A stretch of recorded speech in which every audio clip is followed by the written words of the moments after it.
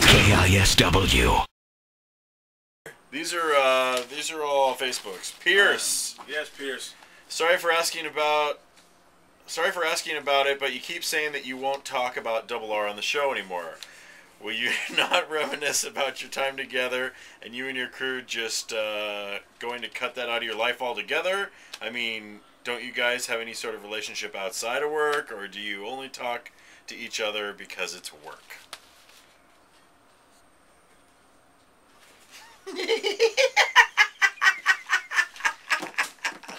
Next question, I guess, huh? Look, somebody's no longer working for the company anymore. Yeah. It's not a pleasant experience. I know you guys want us to be all buddy and friends. I mean, bottom line is that we never really see each other outside of work a whole lot because we work together so much. So our weekends are usually with our families anyway. So that's the only reason why we don't hang out, because we don't have much time to hang out with our families. Though this afternoon we're going to the ball game together. Yeah. That's kind of fun.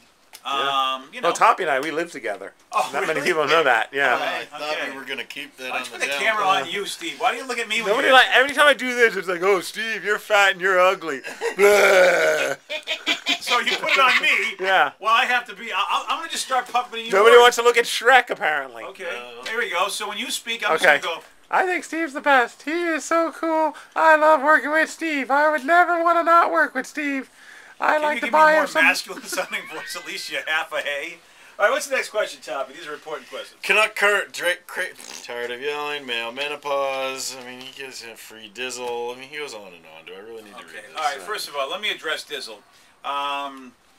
I want to address Dizzle, actually. Dizzle used to work in television, in the television business, doing something. He thinks he knows everything about the ratings in our business and the report cards, which he kind of does, but then when he knows about it, gives the exact reasons why we should do something, then Dizzle, because he is a guy that doesn't believe you should have to work for a living, says, well, break all the rules and just do what you want. And it's like, then you don't get paid. Don't you? I mean, this company, it's a big company. They want to make money. If we don't make money for them, they'll get rid of us and get somebody who makes money. So why would we then do stuff that would not make money when we know what the company would do? But Dizzle, since he doesn't need money, because he gets money from other places without having to work, his mentality is, why doesn't everybody do that? If everybody did that, Dizzle, you'd have no government money, because it's my goddamn tax money that allows you to sit there and tell me not to work for a living. We made the changes because the report card started showing that people wanted more music and less talk in the morning on this radio station. And we heard them. We, for a year, took a look at it and made sure we were right about that. And I talked to people outside the industry, I should say outside of Seattle in my industry. A lot of rock stations have started playing music in the morning, as well as other stations beyond rock. It seems to work with this new report card system. It sucks that we had to make these changes as far as the music is concerned, but it's what we had to do. We love to talk. We know you love to hear us talk, but people wanted some music in the morning, and they wanted us to also not be so heavy, have a little bit more fun. That's what we're doing. And for the folks that don't like it, unfortunately, you're in the minority. And so, Kurt, that's why we did it. I made the choice. I'm the one that did it. I did it because I believe it'll help us be successful. If I'm wrong, then I'm wrong. But so far, we just had a meeting with Hair Club today, and he actually said that our ratings are going back up again. So, looks like it's working. Okay. Andrew, I'm curious who will be doing sports, how, if you guys will get the funny back in the show, etc.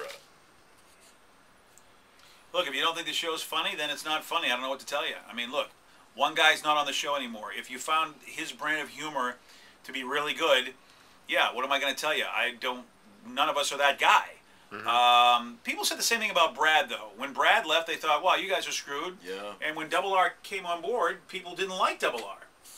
But eventually they grew to like him. So, Top Shelf right there is getting his opportunity. Toppy is going to get to grow beyond the laugh. I'm growing. What'd you say? How about we have a... All right, Toppy. Matt Marshall, my first wonder is why you constantly respond to the same crap. Quit talking about the weak position and ignore these assholes. BJ, you and your crew are great, so just do what you do and things will naturally work themselves out. But who is going to fill Double R's spot? Will Rev leave the fart booth? Are you looking to grab someone from the outside? And if you can, what's Double R's plans for the future? Thanks, bro. Keep it up. Yeah. Well, I think I just answered that, didn't I, Steve? Yep. Rewind this about 30 seconds. Yeah. as far as Double R's plans, even if I knew, it's not my place to say. Again, we don't talk about anybody who's no longer on the show unless I have their permission.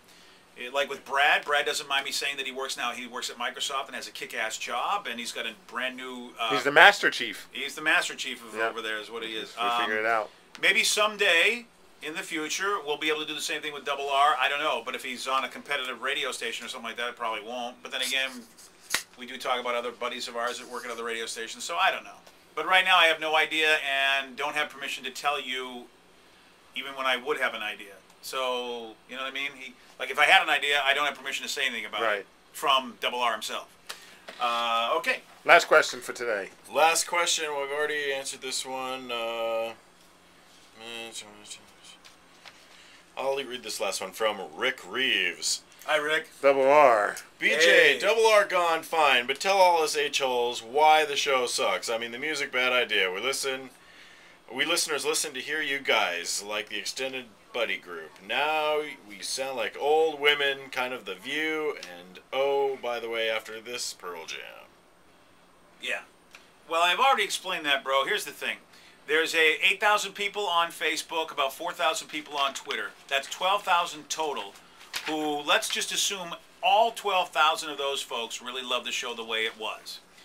Well, we have well over 500,000 people who listen to this show. I think it might even be 600,000. So think about those numbers. 12,000 versus 600,000.